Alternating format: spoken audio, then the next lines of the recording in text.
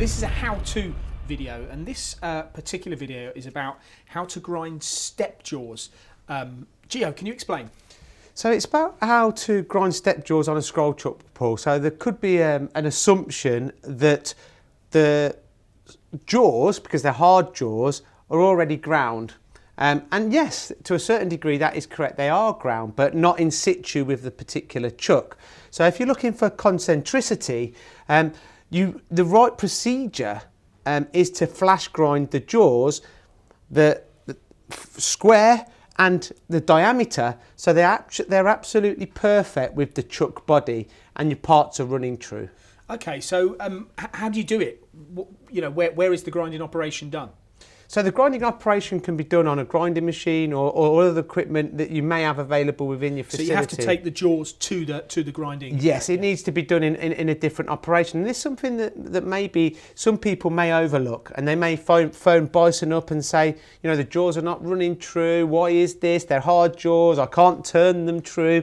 So it requires, as we can see here now, Paul, diameter grinding, but also flash grinding on the face, so that the jaws are as accurate as the chuck. If we look at it as in another way, when you're kind of maybe fixturing up a column on a horizontal machine, you'd flash that column up so it's perfectly square to the spindle.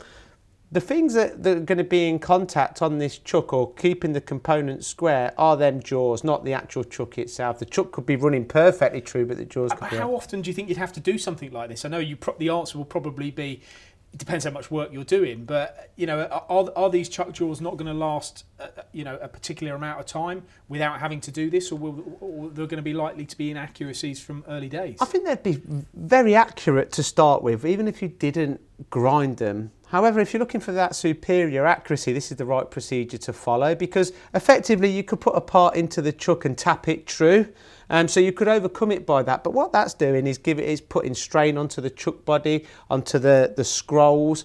So just by a simple grinding operation, if you've got the capability within your facility to do it, you will start to achieve better accuracy straight away. And is this part, I mean, this is all to do with Bison here, is this part of Bison's way of trying to educate their users how to get the best out of their systems? This is exactly that, Paul, but it goes for any chuck manufacturer. So I think it's a way of breaking down barriers to entry, educating, just kind of trying to educate clients on how they can get the best performance out of their products. Now, this particular video, if people want to watch it, can they see it? I'm assuming it's a Bison video, is this one?